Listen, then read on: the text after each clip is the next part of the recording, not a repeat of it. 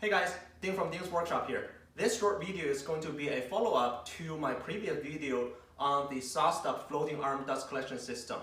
In my previous video on this dust collection system, I did all my cuts using 3/4 plywood and the results were not that obvious. So this time, let's use something that's known to make a lot of fine dust. MDF. The first cut I'm going to do is a through cut covering the entire suction area of the dust hood.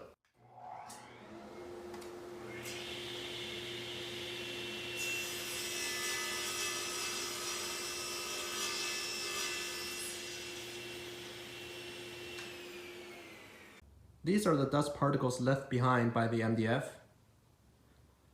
Notice these are fairly large in size. Visually speaking, I'm not detecting any airborne fine dust from the MDF. I speculate most of them were sucked in by the dust hood.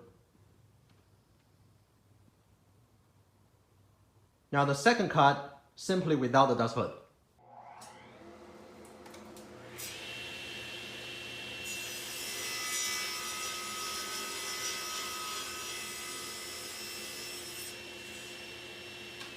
Now we have a good comparison here.